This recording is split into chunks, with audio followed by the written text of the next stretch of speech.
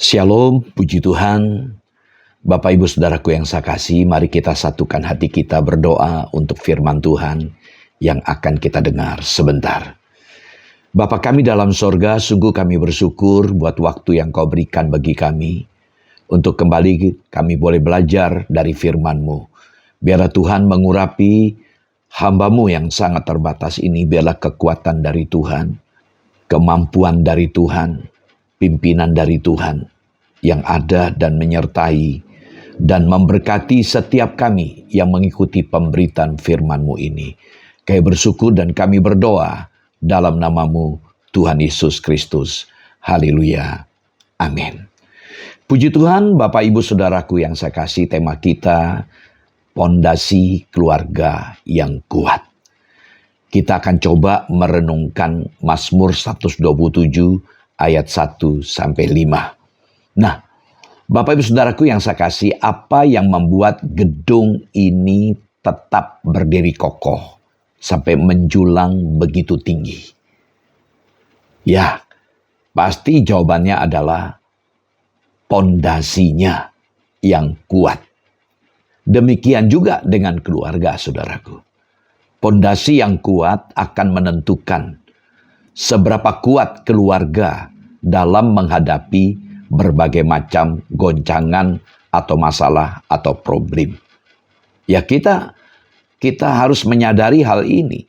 Ya, membangun sebuah keluarga memang tidak semudah seperti kita membalik telapak tangan. Di awal pernikahan sepertinya semuanya itu indah.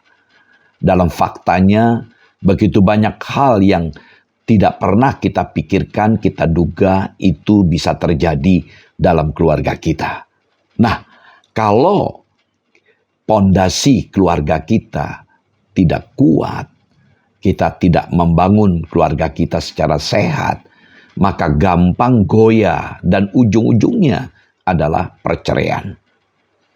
Tuhan Yesus pernah memberikan contoh yang baik bagaimana kita bersikap ketika kita mendengarkan firman Tuhan. Kita diminta bukan hanya untuk mendengarkan, memperhatikan, namun melakukannya. Dan dalam Matius pasal 7 ayat 24-27, kalau kita amati dan cermati Matius 7 ayat 24-27, kita mendapatkan sebuah pemahaman di situ. Hanya ada dua macam fondasi hidup. Yang pertama, fondasi batu karang teguh. Ya, fondasi batu karang teguh ini menggambarkan sikap dan praktek hidup saat demi saat mematutkan hidup kita ini selaras dengan firman Tuhan. Orang sedemikian disebut oleh Tuhan sebagai orang yang bijaksana, sebab kehidupan taat kepada firman membuatnya dia tahan terpaan badai. Ya, seberat apapun masalah dia tetap bertahan. Yang kedua, fondasi pasir. Itu adalah sikap dan praktek hidup yang mendengarkan firman Tuhan dan ajaran Tuhan Yesus, tetapi tidak melakukannya. Dan orang seperti ini disebut dengan orang bodoh. Sebab rumah kehidupannya pasti akan tersapu bersih oleh terpaan badai dan banjir dahsyat. Untuk itu, Bapak Ibu Saudaraku, perlu kita perhatikan bagaimana fondasi yang kita siapkan untuk sebuah keluarga, sehingga keluarga kita tetap kuat meskipun ada masalah, ada persoalan. Ada 3 hal yang dapat kita pelajari dari Mazmur 127 ayat 1-5. Kita akan baca secara bertahap. Yang pertama, percaya kepada Tuhan Allah. Dalam Mazmur 127 ayat 1 dan 2, firman Tuhan berkata, nyanyian ziarah Salomo. Jikalau bukan Tuhan yang membangun rumah, sia-sialah usaha orang yang membangunnya. Jikalau bukan Tuhan yang mengawal kota, sia-sialah pengawal berjaga-jaga. Sia-sialah kamu bangun pagi-pagi dan duduk-duduk sampai jauh malam, dan makan roti yang diperoleh dengan susah payah, sebab ia memberikannya kepada yang dicintainya pada waktu tidur. Demikianlah sabda Tuhan. diberkati yang mendengarkan, serta melakukan firman Tuhan. Saudaraku yang saya kasih, iman kepada Allah itu harus diterapkan dalam segala segi kehidupan. Karya, pekerjaan, dan usaha dalam iman itu adalah ketergantungan penuh kepada Allah dalam segala segi aspek kehidupan kita.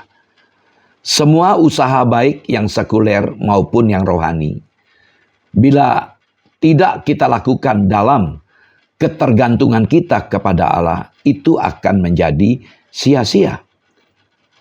Sampai 3 kali peringatan tentang kesia-siaan itu dinyatakan dalam Mazmur 127 ayat 1-5 ini. Nah saudara, umumnya kita beranggapan bahwa hanya usaha-usaha rohani yang perlu dilakukan bersama Allah. Mazmur ini menolak pembagian sekuler rohani demikian. Bahkan usaha membangun rumah secara fisik, rumah tangga, secara sosial rohani, dan kehidupan sosial politik dalam bermasyarakat hanya dapat berhasil baik bila dilakukan bersama dengan Allah. Puji Tuhan. Tadi dikatakan nyanyian ziarah Salomo. Salomo kita tahu memiliki pengalaman hidup yang luar biasa, saudara. Salomo pernah didampingi oleh 1000 wanita yang menjadi teman dekat, yaitu istri dan selir. Dan mayoritas istrinya itu membawa dia kepada penyembahan berhala. Salomo kita tahu juga dia adalah orang kaya yang punya kedudukan, punya posisi. Nah, tentu ketika beliau mengungkapkan, karena memang Tuhan pakai beliau untuk menyampaikan ini, dan dituliskan dalam kanon Alkitab ini, suatu pelajaran yang penting dari orang yang pernah punya pengalaman. Perhatikan kata rumah dalam ayat 1. Nah, kata rumah di sini sebenarnya sebagai rumah yang biasa atau bisa diartikan keluarga. Jadi kata rumah di sini dari kata home, bukan house. House itu gedung yang dibangun dengan tangan, usaha manusia. Dan di sini home dibangun dengan hati. Mengapa ada nyanyian home sweet home? Nah, saudara, kita melihat misalnya dalam ayat-ayat akan kita pelajari ini, kita temukan kata anak-anak lelaki, buah kandungan. Dan anak-anak yang muncul beberapa kali dalam Mazmur 127 ayat 3 dan 4 ini menyiratkan sebuah konteks yang lebih sempit, yaitu keluarga. Jadi yang ingin ditekankan di sini adalah kesia-siaan usaha manusia jika tanpa Tuhan. Jadi tidak ada artinya kalau Tuhan tidak dilibatkan. Namun perlu kita pahami di sini Tuhan bukan hanya perlu dilibatkan, tetapi Tuhan juga harus menjadi aktor utama. Jadi Tuhan yang memegang peran, yang mengatur, mengendalikan, memimpin. Semua aspek kehidupan yang kita jalani jangan sampai berlalu tanpa kemampuan untuk melihat campur tangan Tuhan di dalamnya. Tuhan berdaulat dalam kehidupan kita. Dan ingat, jangan pernah melupakan Tuhan. Dia ada di tengah-tengah kita dan dia siap membantu menolong kita. Mari kita amati sejenak Mazmur 127 ayat yang kedua. Tuhan memberikan tidur kepada yang dicintainya. Itu terjemahan lebih tepat. Kalau tadi ada kesan, waktu tidur Tuhan berkati kita. Ya, Tuhan tidak mengajar seperti itu. Berkat Tuhan itu tentu ada aspek dari usaha kita juga.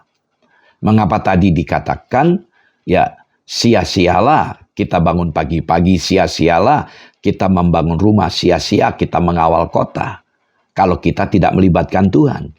Pernyataan ini tidak mengajar kepada kita untuk bermalas-malasan, tidak membangun rumah, tidak mengawal kota, tidak bekerja keras, tidak. Dan menarik di sini, orang yang betul-betul menyandarkan hidupnya kepada Tuhan, maka Tuhan berikan tidur.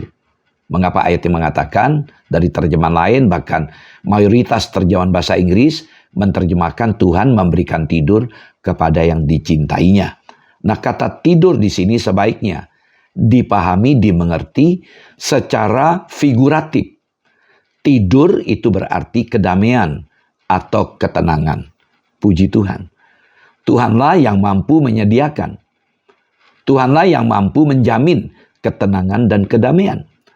Tuhan Yesus pernah berkata seperti ini dalam Matius 11 ayat 28. Marilah, datanglah kepadaku yang letih lesu dan berbeban berat, dan aku akan memberikan kelegaan kepadamu. Jadi sumber damai sejahtera itu datangnya dari Allah. Nah, kalau kita tahu hal ini, mari kita bawa setiap beban kita, masalah kita, yang kita pikirkan, yang kita rasakan, itu kepada Allah. Amsal 3 ayat 5 mengatakan, percayalah kepada Tuhan dengan segenap hatimu, dan janganlah bersandar kepada pengertianmu sendiri. Ayat ini menjelaskan kepada kita, percayalah. Nah, kata percaya di sini dari kata Ibrani batah. Kata batah itu menyandarkan. Jadi kalau kita duduk, kita akan merasa duduk dengan nyaman kalau kita bersandar di sebuah kursi. Ya, ini juga menggambarkan bagaimana ketika seorang yang bermasalah di kakinya, mungkin kakinya patah, supaya dia bisa berjalan, dia berdiri di atas penyangga atau krek. Itu artinya, percayalah kepada Tuhan, berarti kita siap menyandarkan hidup kita kepada Tuhan. Dan kita tidak boleh bersandar kepada pengertian kita. Pengertian kita itu bisa berarti perasaan kita. Pengertian kita bisa berarti apa yang kita pikirkan. Kita belajar mempercayakan apa yang kita pikir, akan apa yang kita rasakan itu kepada Tuhan. Nah, saudara, kehidupan Kristen tidak dimaksudkan untuk menjadi salah satu dari usaha yang bergantung kepada diri sendiri, tetapi dari kepercayaan yang bergantung kepada Tuhan. Dengan kepercayaan, maka datanglah kedamaian dan ketenangan. Jadi, nggak percaya kepada Tuhan, tidak melibatkan Tuhan, maka kita nggak bisa tenang damai. Kita tahu bahwa pasti ada masalah yang kita hadapi. Ya, bukan berarti saya mengajar untuk mencari masalah. Di saat kita membangun sebuah keluarga, kita nggak luput karena dua pribadi menjadi satu. Belum nanti keterlibatan orang tua, mertua, anak, pasti akan banyak memunculkan masalah. Mari kita belajar, bergantung kepada Tuhan. Percayalah kepada Dia, bersandar. Ketika saudara sudah menyelesaikan segala pekerjaan, segala tugas harian, beban, apa yang saudara lakukan, tidurlah dengan tenang. Ya, pemazmur mengatakan tidurlah dengan tenang. Kenapa? Karena Tuhan tidak pernah tidur. Nah, keyakinan ini membuat kita bisa tidur dengan tenang karena ada Tuhan yang tidak pernah tidur, yang tidak pernah capek, yang tidak pernah kewalahan. Selama 24 jam, beliau tetap bekerja, mengirim malaikatnya mengawal kita. Saudara, apakah Tuhan adalah bagian dari semua yang saudara lakukan? Apakah ada area-area dalam hidup saudara di mana saudara akan melakukannya sendirian dan karenanya bekerja sia-sia? Saudara, biar kita belajar hari ini. Ya, mari kita percayakan hidup kita kepada Tuhan. Betapa mengerikan kalau kita hanya mengandalkan kekuatan kita. Kita mengandalkan pengalaman kita.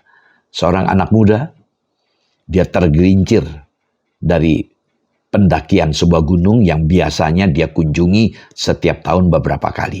Dia tergelincir karena dia anak Tuhan.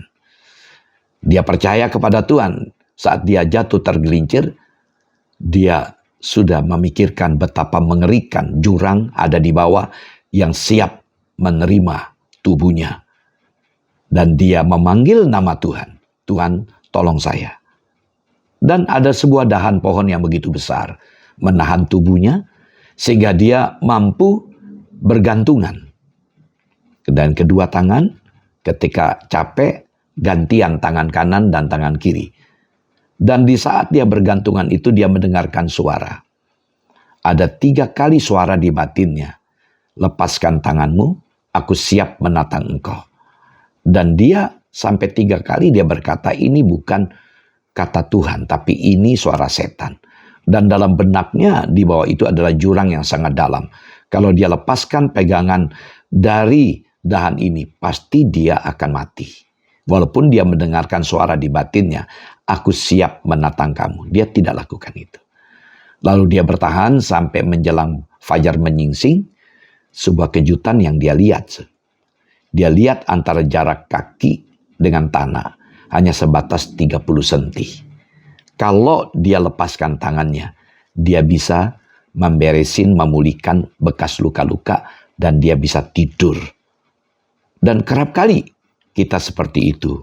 Tuhan mau melakukan segala hal dalam hidup kita. Tapi kita tidak mengalami pertolongan Tuhan. Yang kita andalkan kekuatan kita. Yang kita andalkan kemampuan berpikir kita, apa yang kita rasakan. Kita tidak pernah menyerahkan masalah kita kepada Tuhan. Biarlah hari ini kita belajar. Pondasi yang kuat dalam keluarga kita itu adalah ketika kita percaya kepada Tuhan. Yang kedua, menghargai anak. Mazmur 127 ayat 3 dan 4. Tapi saya baca lebih dulu ayat 3. Sesungguhnya anak-anak lelaki adalah milik pusaka daripada Tuhan. Dan buah kandungan adalah suatu upah. Perhatikan di sini kata sesungguhnya. Di Mazmur seringkali kita menjumpai ungkapan sesungguhnya. Tapi kalau kita melihat dari kata aslinya, bahkan dalam terjemahan bahasa Inggris dari kata behold, itu artinya lihatlah. Ya, jadi lebih tepat lihatlah. Anak-anak lelaki adalah milik pusaka daripada Tuhan. Dan buah kandungan adalah suatu upah. Jadi kata lihatlah di sini memberi kesan yang lebih kuat, lebih strong.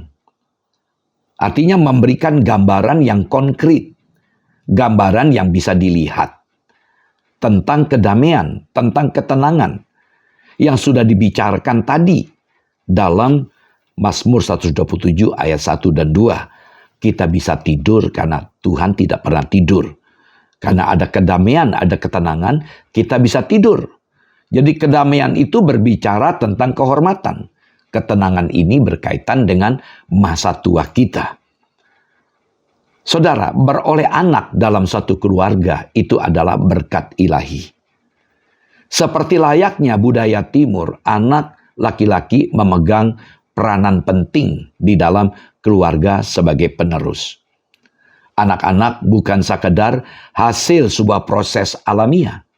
Mereka adalah pemberian dari Allah.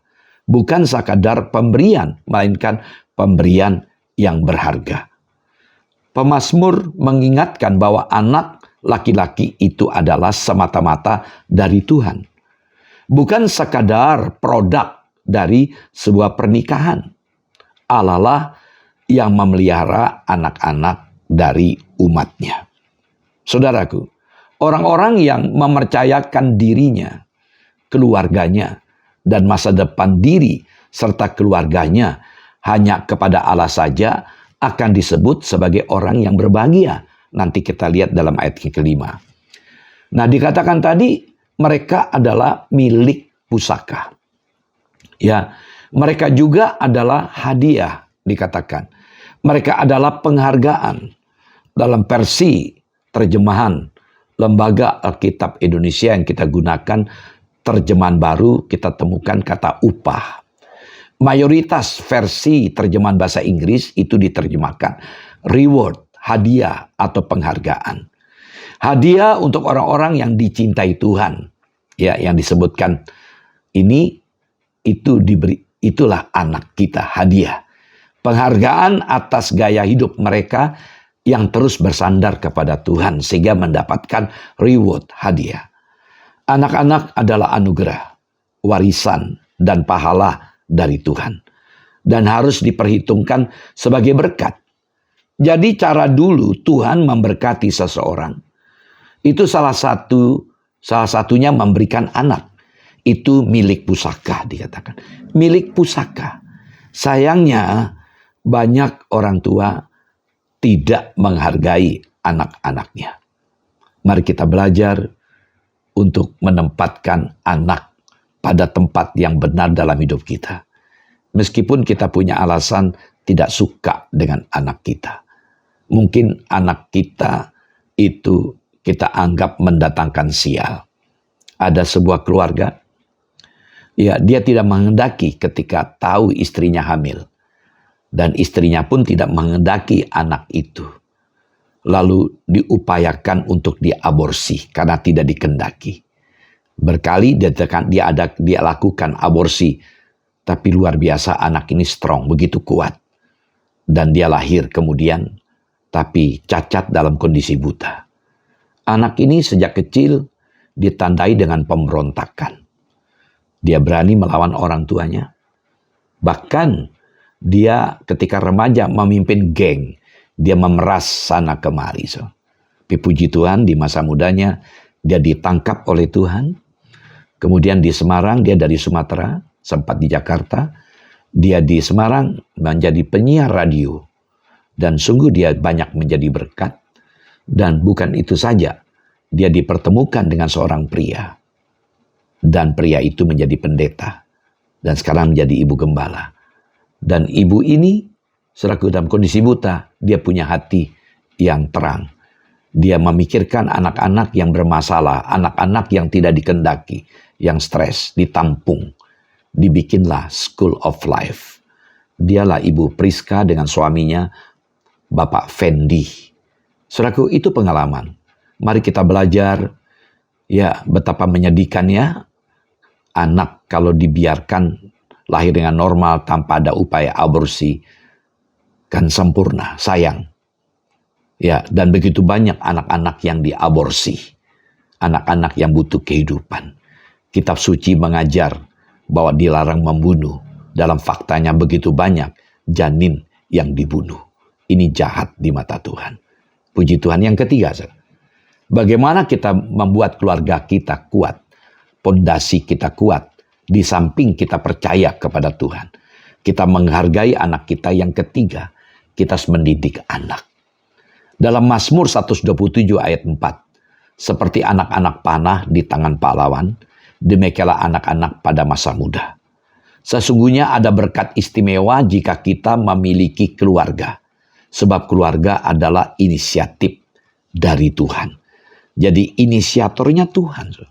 Kalau kita melihat Kejadian pasal 1 ayat 26 sampai 28, yang berinisiatif itu adalah Allah. Allah menciptakan laki-laki dan perempuan. Laki-laki dari kata Ibrani zakar, dan kata perempuan dari kata Ibrani nakeba. Nah, kalau kita bicara zakar, nakeba ini bicara seks. Jadi Allah menciptakan seks itu untuk apa? Untuk keturunan. Jadi di sini bukan mengajar tentang homoseks, bukan mengajar tentang homoseks, tapi ini heteroseksual. Tidak juga mengajar tentang apa? Tentang aborsi segala. Jadi betul-betul di sini menjelaskan tentang kesetaraan. Wanita dengan pria itu sama di hadapan Allah.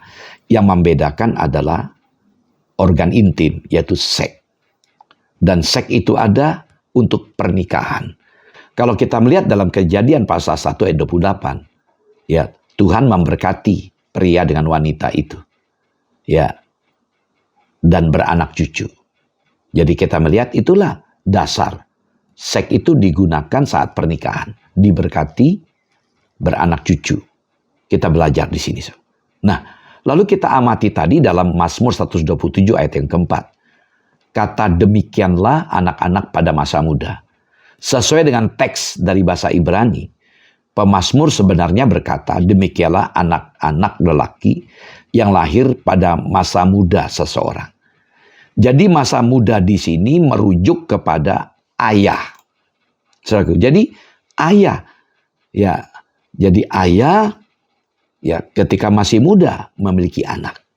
Nah, perhatikan ayat 4 tadi, seperti anak-anak panah di tangan pahlawan. Ini menjelaskan tentang protection, perlindungan, penjagaan.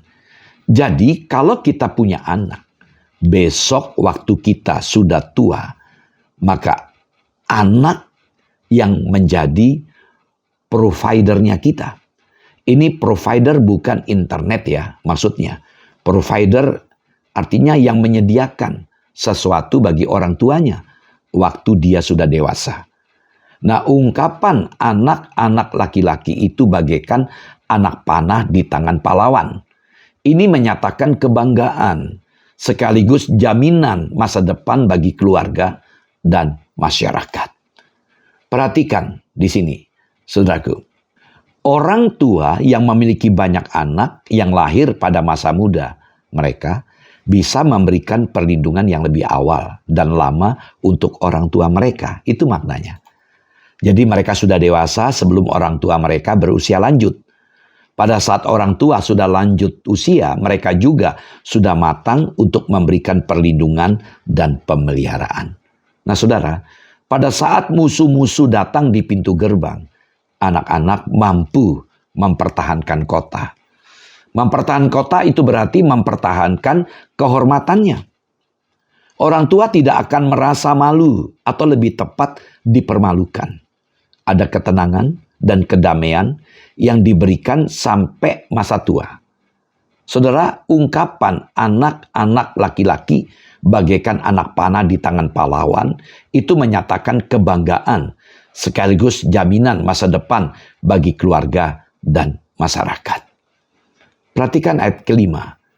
Membuat penuh tabung panahnya. Seorang pahlawan memang perlu keahlian dalam membidik panah dengan tepat. Anak panah yang diluncurkan juga harus tajam. Bagaimanapun dua hal ini tidaklah cukup, saudara. Dia juga perlu memiliki banyak anak panah. Pertempuran seringkali tidak terjadi sesaat. Peperangan seringkali berlangsung sangat lama. Dibutuhkan banyak anak panah untuk memenangkan pertempuran, saudara. Perhatikan, orang tua menahan anaknya di dalam kungkungan pengaruh atau kungkungannya. Artinya melindungi secara berlebihan dari kesulitan dan tantangan. Maka akibatnya apa? Terhambat perkembangan pribadi anak-anak tersebut. Menahan anak dalam mengembangkan selera, cita-cita, pendirian, atau pandangan hidupnya akan menjadi korban kungkungan dalam tempurung pandangan orang tuanya.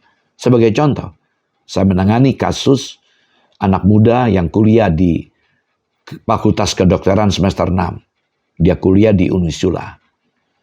Sebenarnya dia tidak ingin menjadi dokter, tapi orang tuanya memaksa untuk sekolah kedokteran. Ya, dia mencoba bertahan, tapi sampai semester 6 dia tidak tahan. Dia stres berat, kayak orang gila. Itulah orang tua memaksa anaknya. Seharusnya orang tua menciptakan suasana yang kondusif bagi pertumbuhan nilai hidup dan iman yang wajar. Saudara, perhatikan kata anak panah. Ya, itu perlindungan dari musuh. Dan jangan lupa bahwa panah itu kan ada sasaran. Kemudian harus tarik dengan tenaga yang kuat. Jadi kalau kita mau pakai ini, itu memang butuh kerja keras secara spiritual. Anak panah mesti dipersiapkan baik-baik. Anak panah mesti dibikin penuh. Artinya itu ada banyak aspek. Kita lihat Mazmur 127 ayat yang kelima. Berbahagialah orang yang telah membuat penuh tabung panahnya dengan semuanya itu. Ia tidak akan mendapat malu apabila ia berbicara dengan musuh-musuh di pintu gerbang. Nah, di sini kita melihat betapa pentingnya orang tua mendidik anak. Kata mendidik atau edukasi itu diambil dari kata Latin, dari kata ex, keluar, dan ducare, mengantar, mengarahkan, atau memimpin. Jadi kata edukasi dari kata Latin, ex ducare. Jadi kalau kita melihat makna kata ducare, mengantar, mengarahkan, memimpin, berarti pendidikan itu mengantar keluar, melepaskan anak itu keluar. Nah, Amsal 22 ayat 6, didiklah orang muda menurut jalan yang patut baginya. Maka pada masa tuanya pun ia tidak akan menyimpang daripada jalan itu. Didiklah orang muda. Orang muda ini dalam teks ini bisa memiliki makna anak-anak. Ya, jadi didiklah anak-anak selagi dia masih kecil menurut jalan yang patut baginya. Karena apa? Di masa tuanya tidak mungkin. Ya, tidak segampang itu seperti bagaimana orang-orang desa ketika membentuk bambu. Dia ambil bambu muda, ditekuk, dibikin melengkung dengan beban batu yang berat. Ada tali di ujung bambu itu sehingga bambu itu mampu dibentuk. Kalau sudah tua, dia akan patah dan pecah dan patah.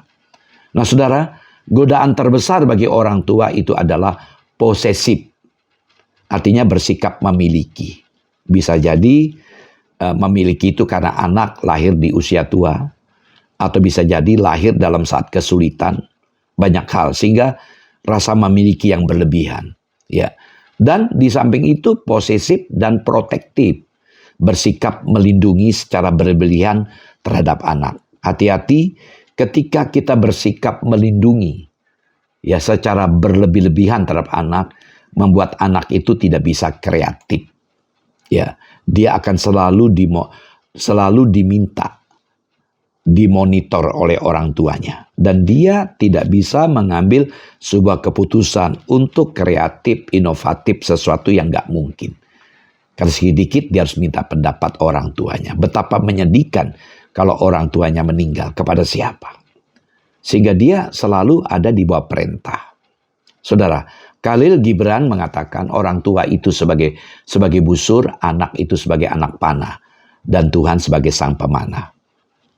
Jadi anak memiliki konsep tentang dirinya sesuai dengan apa yang dilihatnya pada cermin, yaitu sikap atau perlakuan orang tua atau pendidiknya. Saya mencoba mengajak Bapak Ibu Saudara untuk melihat Amsal pasal 3 ayat 1 sampai dengan 3. Ya, kita lihat dulu ayat 1.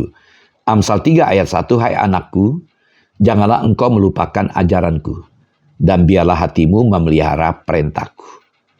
Ungkapan biarkanlah hatimu memelihara perintahku. Di sini menegaskan bahwa ajaran tersebut harus terus dilanjutkan kepada masing-masing generasi. Tidak boleh berhenti. Disiplin rohani harus berpusat kepada Allah.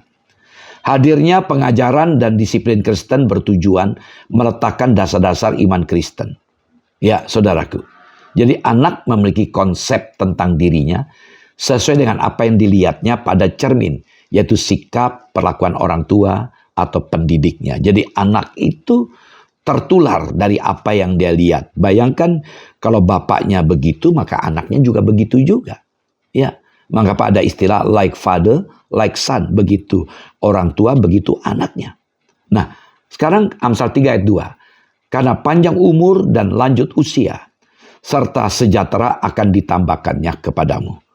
Fokus utama dari ayat ini adalah kedamaian yang diberikan Tuhan bagi mereka yang memelihara ajaran Tuhan secara turun-temurun. Amsal 3 ayat 3. Janganlah kiranya kasih dan setia meninggalkan engkau. Kalungkanlah itu pada lehermu, tuliskanlah itu pada loh hatimu. Kasih tanpa kesetiaan hanyalah fata morgana, indah tapi tidak nyata dan mudah menghilang. Sebaliknya kesetiaan tanpa kasih adalah perhambaan belaka, hampa kenikmatan namun syarat dengan kewajiban-kewajiban. Saudara, ungkapan mengalungkan pada leher dan menuliskan pada relung hati, ini adalah simbol yang menegaskan bahwa mereka terus menjaga, mengingatnya sampai maut menjemput mereka. Mengingat ajaran kebenaran yang diberikan oleh orang tua tidak bersifat temporal atau sewaktu-waktu, melainkan membawa nilai kekekalan, saudaraku.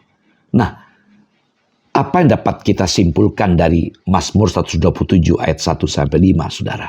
Pertama, percayakanlah keluarga saudara hanya kepada Tuhan. Pekerjaan sederhana yang diberkati Tuhan jauh lebih indah dibandingkan pekerjaan hebat yang tidak mengikut sertakan Tuhan. Sudahkah Tuhan terlibat dalam seluruh kehidupan saudara? Yang kedua, hargailah anak-anak yang sudah Tuhan titipkan kepada saudara. Mereka adalah titipan Tuhan. Mereka adalah titipan Tuhan. Menyadari hal ini kita pasti menerima dan mengasihi anak-anak kita dengan benar. Kalau kita sadar anak-anak itu dititipkan kepada kita sebagai milik pusaka yang harus kita jaga, kita pelihara, dan kita hargai. Yang ketiga, didiklah anak-anak dalam kebenaran firman Tuhan. Sebagai orang tua kita sadar bahwa anak perlu didikan. Dan kita didik mereka di dalam kebenaran firman Tuhan. Berarti ini menantang Bapak Ibu Saudara sebagai orang tua. Bangunlah hubungan yang benar dengan Tuhan. Bangunlah saat teduh, ya, relasi dengan Tuhan yang intim. Ciptakanlah kehidupan rohani yang baik, sehingga kita dimampukan mendidik anak di dalam kebenarannya. Mari kita berdoa.